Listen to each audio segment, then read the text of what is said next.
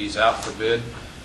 These two items in particular, we've got, based on the pricing we received from Global Surveillance tonight on the cameras, I'd ask that we actually allow me to proceed on purchasing the network video recorders from Global Surveillance System as well out of Chantilly, Virginia. That's 20 network video recorders, each with 6 terabits of storage with a redundant drive. They are priced at $1,500 per unit for a total purchase of $30,000. And again, that's for the network video recorders, 20 of them to accompany the camera systems in the field. Make a motion to proceed with that purchase. Troop? Yes. Heister? Yes. Persing? Yes. Snyder? Yes. Bartello? No. The next item that we have is actually pretty much a sole source. That's the wireless networking equipment that will support the type of data throughput we need for each of the camera systems to be accessed remotely. The quote's actually provided through Verizon Wireless and Cradlepoint Technologies. That's for 24 wireless networking routers at a price of $322.99 per unit for a total price of $7,751.80. Make a motion to proceed with this purchase order and secure the equipment. Second. Heister? Yes. Persing? Yes. Snyder? Yes. Bartello? No. Troop? Yes. Get all that equipment in motion, and the next meeting we'll have additional equipment, but I want to make sure Terry and I have a chance to review everything before the next meeting. All right. That'll be done. Thank you very much. Police department out and be good for the city. Subdivision 245 Chestnut Street. Mike, you're going to speak on that instead of Joe? Yep.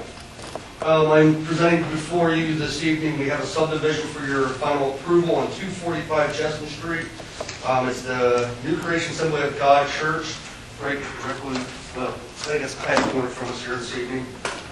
Everything has been approved by the county. They were approved on September 25th. Municipal Authority Water and Sewer was approved on October 2nd.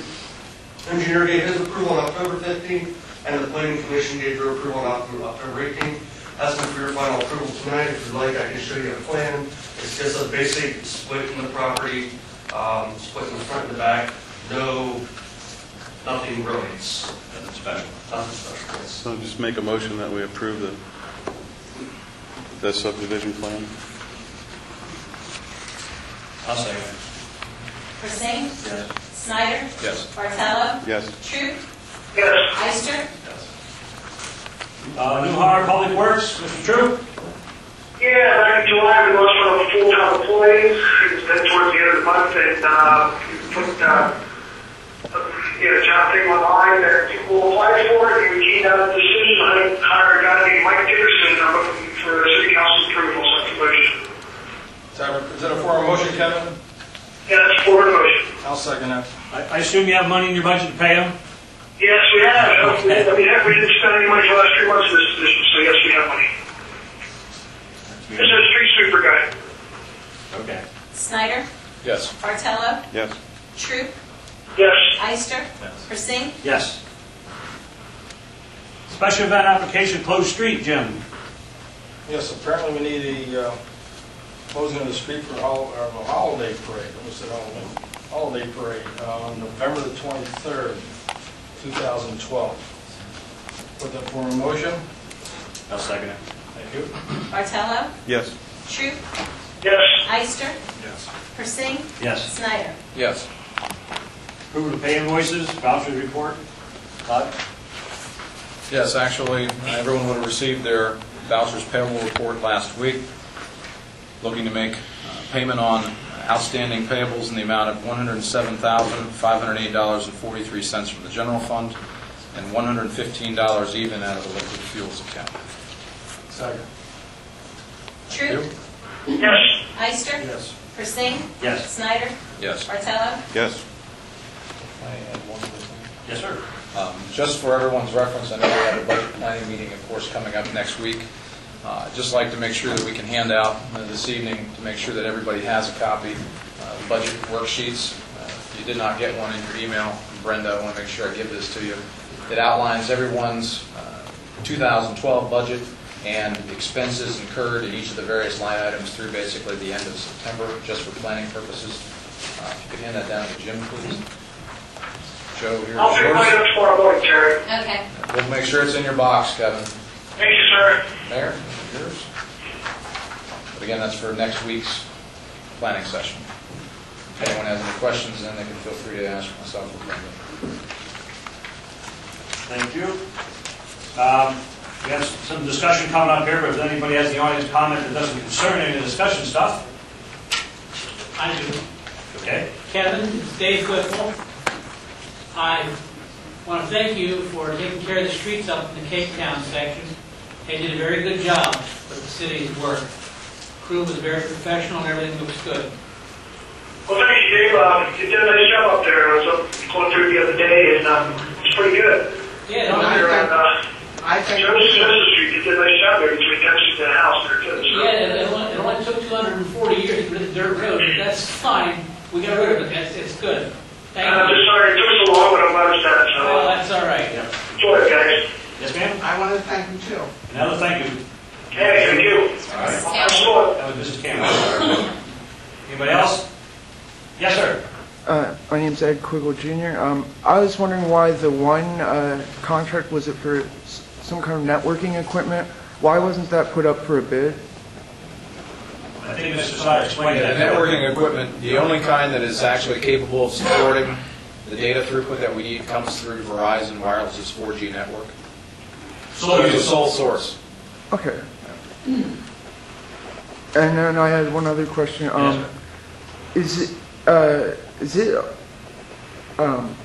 What authorizes a council member to be present through a telecommunications device? What, authorize them? Yeah.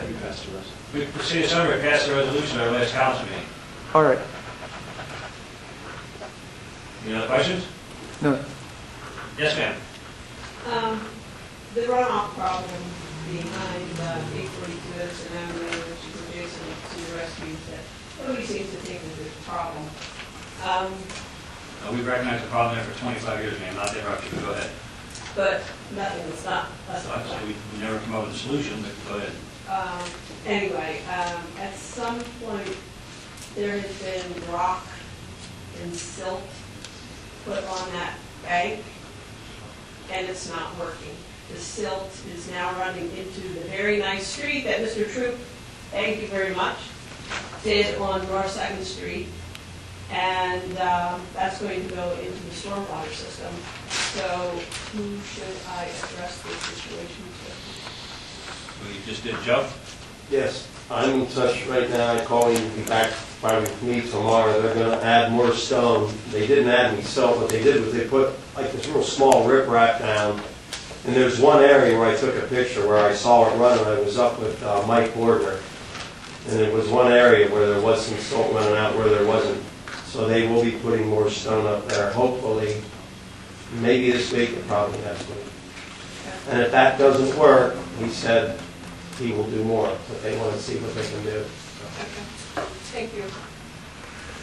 Did she recognize the problem? Thank you. Okay, any questions? Okay, transfer liquor license. Mr. Savinsky, you have the floor, sir. My name is Attorney Matt Savitsky. I'm from Sealsville. I'm here on behalf of a company known as M&T Beverage. One of their members is here, Mr. Matt Olson.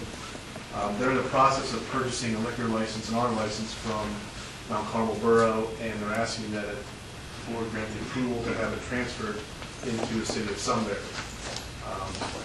The business that they're proposing is called Bottle Works. I believe you guys a summary. And that'll be located where the old Brewers Cafe is on 4th Street. It's going to be a upscale six-pack store, generally six-packs takeout, maybe some on-site consumption. They'll sell sandwiches. For those of you that aren't familiar with Mr. Olson, he also is the owner of a sandwich shop in Sealsville called Taste of Philly. Has done very well there. They've created 6 new jobs in town. Very unique menu, very robust sandwiches. So if you haven't had one, I'd recommend you do it. The smalls are big enough. But in order to get the transfer in, the board has to sign a resolution and it has to be sent to down to Harrisburg with their permit application. The company did research other licenses that were available, some outside of the city, some inside the city, and based on the economics, it wasn't feasible for some that were in the area. Some of the other licenses that were available, they wanted to sell the real estate with, and obviously they weren't interested in selling the real estate as a 2-for-1 deal, so that's why we're asking you guys approve it, at least let them get the chance to apply, so we'll put the control board, the state will step in at that point and go through that long process of investigations and everything else. And if you have any questions, direct questions, Mr. Olson's here, you can ask him, answer any you have. Okay. Is it the same type of a sandwich shop? Is that what that you have now in Sealville? Yeah, it's going to be our sandwich shop, and we're also going to sell 6-packs and growlers. A little more upscale than we have right now down at Face to Philly. Okay. Great sandwich sheet, or Mayor, if you haven't had any. I have. I work at Wood Mode, so that's we can get there. I would like to see you downtown, but we should come to the city of Sunbury. We did look at some properties downtown, just couldn't really find anything that would work for us. We'll look for you. Hey, Kevin.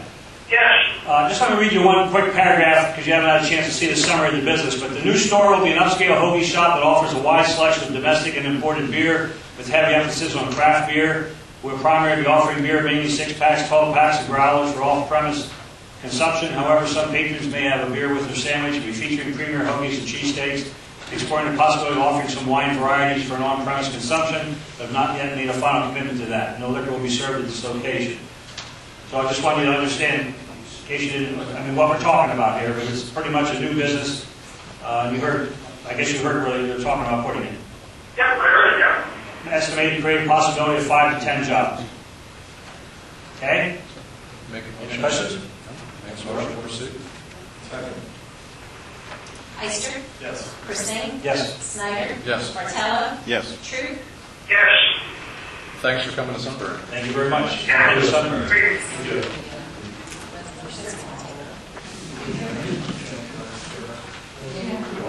Do we all decide this? No. Oh, we do? Okay. I wonder whether there's a whole line. Whatever you want. They can, you have the lines. Whatever you want. Just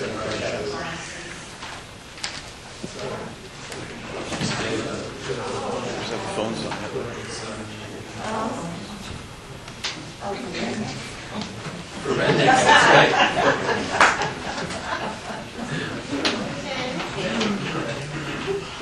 Yeah. Oh, it's really good. It's kind of your pen. I got a red one. Kevin, they're signing the resolution right now. Okay. Kevin, once they move into town, they want to join me for a beer. At 6 o'clock in the morning.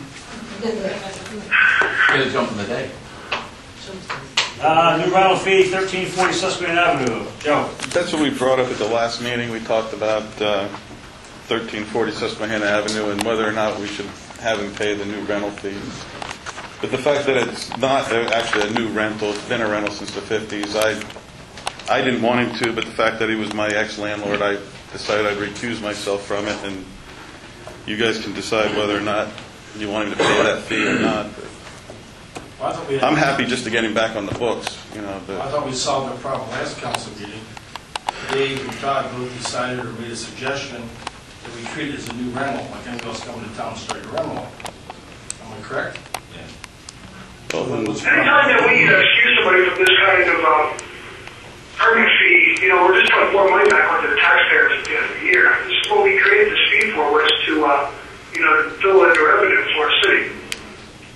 yeah, he's a taxpayer too. I'd rather him put the $1,000 in his building. But we made Mr. Rundekoff do the same thing. It's not. It's what was the Darlis Garment situation? Did you bring yourself to? The bottom line is it's a building, it's a rental unit, and they don't have permits. No matter how they get them or don't get them, they don't have permits. So as we find them, we have to make them get permits so everybody's cool. Gotta have consistency. Yes, they're gonna get credit. I just didn't know about the $1,000 fee. He just asked me to ask council, because it was, like your ass signals are all no excuse, but he did not know it. And in fact, he actually called the code office to help him. because the tenant, he had the electricity turned off